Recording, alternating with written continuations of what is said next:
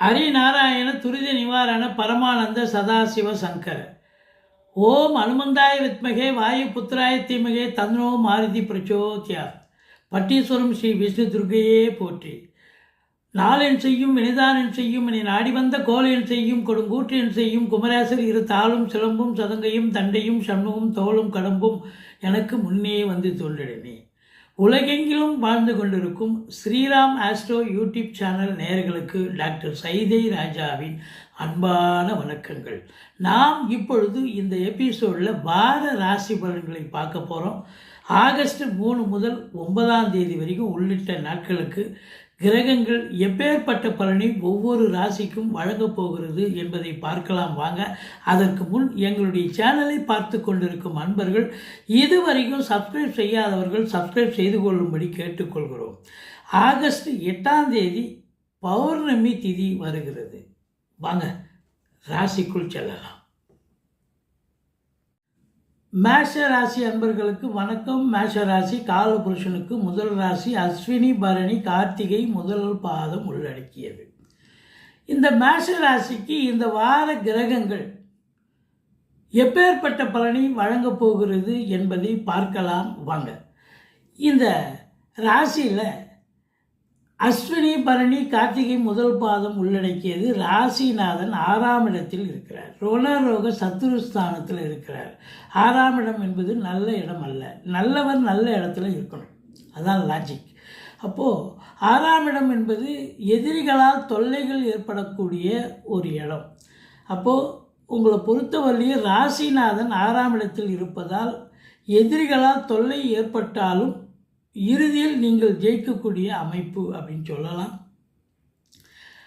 கடன் சுமை இருப்பவர்களுக்கு விழி பிதுங்க வைத்துவிடும், கொஞ்சம் எச்சரிக்கையாக இருக்கணும். மற்றபடி இந்த ராசி அன்பர்களுக்கோ அல்லது குடும்பத்தாருக்கோ யாருக்காவது தேக ஆரோக்கிய குறைவு ஏற்பட்டு மருத்துவ செலவுகள் வைக்கும் அப்படின்னு நம்ம சொல்லணும். சரி, மற்ற கிரகங்கள் சாதகமாக இருக்கின்றனவா? 9ஆம் இடத்து அதிபதி 3ல் போய் அமர்ந்திருக்கிறார். இருந்தாலும் பார்வை, குரு பார்வை கோடி நன்மை. குருவுக்கு ஸ்தான பலம் இல்லை என்று சொன்னாலும் கூட குரு பார்வை கோடி நன்மை. 7ஆம் இடம், 9ஆம் இடம், 11ஆம் இடத்தை அதாவது குரு பார்க்கிறார். அப்போது குரு பார்வை சிறப்பாக இருப்பது இந்த ராசி அன்பர்களுக்கு நல்லது செய்யும் அப்படின்னு சொல்லணும். முதல்ல பார்த்தீங்கன்னா 7ஆம் இடத்தை பார்க்கிறார். 7க்குரிய சுக்கிரன் குருவோடு 3ஆம் இடத்தில் அமர்ந்திருக்கிறார். அப்போது வாழ்க்கை துணை அல்லது மனைவியால் யோக பாக்கியங்கள் கண்டிப்பாக உண்டு. திருமண வயதில் இருக்கும் ஆண் பெண் இருபாலருக்கும் திருமணம் கைகூடி வரும். நண்பர்களால் ஆதாயம். கூட்டு தொழில் செய்பவர்களுக்கு கூட்டாளிகளால் நன்மைகள் நடக்கும். சமூகத்தில் பேரு புகழ் அந்தஸ்து உயர்வடையக்கூடிய ஒரு அற்புதமான காலகட்டம் இந்த வாரம். அது மட்டுமல்ல, 2க்கும் 7க்கும் ஆதிபத்தியம் பெற்றவன் சுக்கிரன். அப்போ 2ஆம் இடத்து அதிபதி தனஸ்தானாதிபதி தனகாரகனோடு இணைந்திருப்பது பொருளாதார மேன்மை, குடும்பத்தில் அமைதி, நிம்மதி, சந்தோஷம், குதூகலம் ஏற்படக்கூடிய ஒரு அமைப்பு இருக்கிறது. இருந்தாலும் சனி பார்வை இருப்பதால் கொடுக்கல் வாங்கல் செய்ய வேண்டாம். 2ஆம் வீட்டை சனி பார்ப்பதால் குடும்பத்தில் சண்டை சச்சரவு பிரச்சனைகள் வரும், எச்சரிக்கையோடு இருக்க வேண்டும். மற்றபடி குரு 7ஆம் இடத்தை அதாவது 9ஆம் இடத்தை பார்ப்பதால் பாக்கியஸ்தானம் என்று சொல்லக்கூடிய இடம். ஈஸிலி டு கெட், எதையும் போராடி ஜெயிக்க தேவை. அது தானாக நடக்க வேண்டிய நேரத்தில் நடக்கும். இருந்தாலும் நீங்கள் முயற்சி செய்கிறீர்கள், கண்டிப்பாக நடக்கும். தந்தையால் அனுகூலங்கள், தந்தை வழி சொந்தங்களால் ஆதாயம்.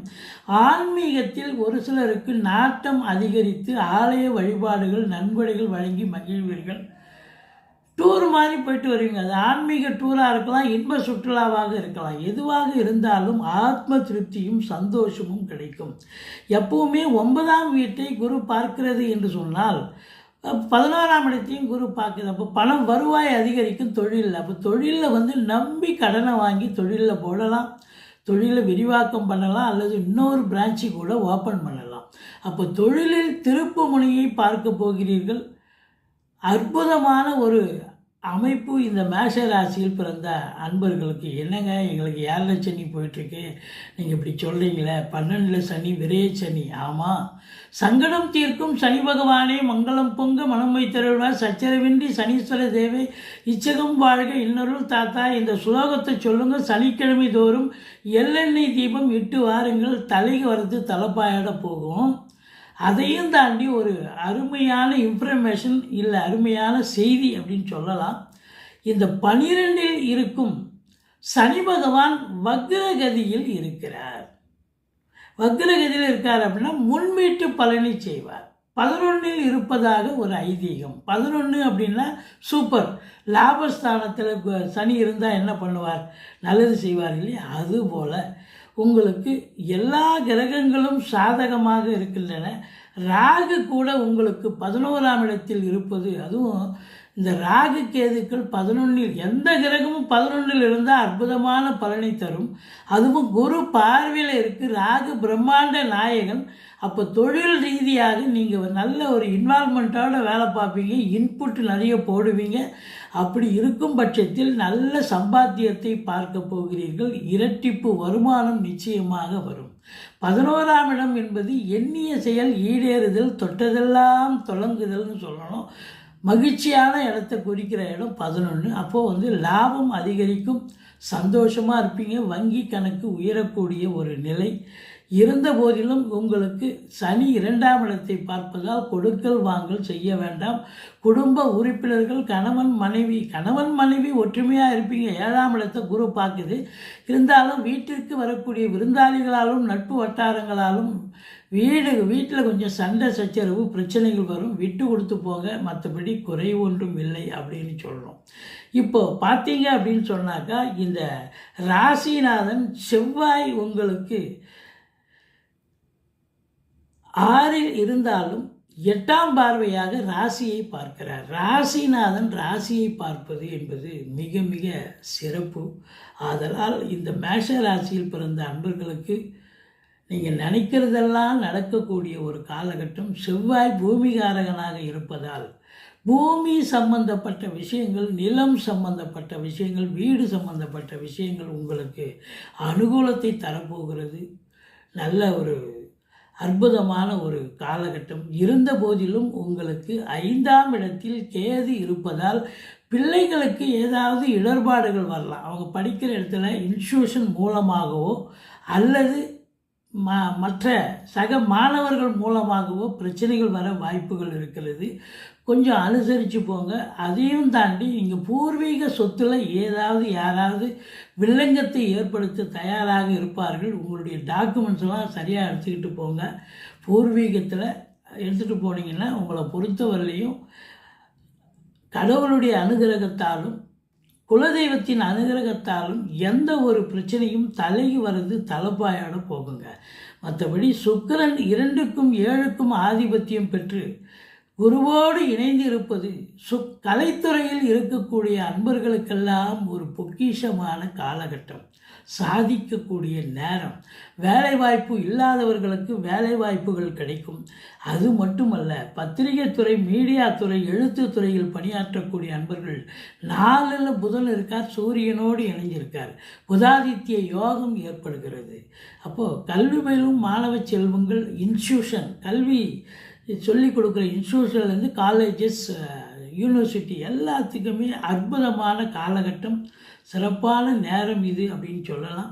மற்றபடி உங்களை பொறுத்தவரையிலையும் இந்த செவ்வாயினுடைய பார்வை உங்களுக்கு 12ஆம் இடத்தை பார்க்கிறார்.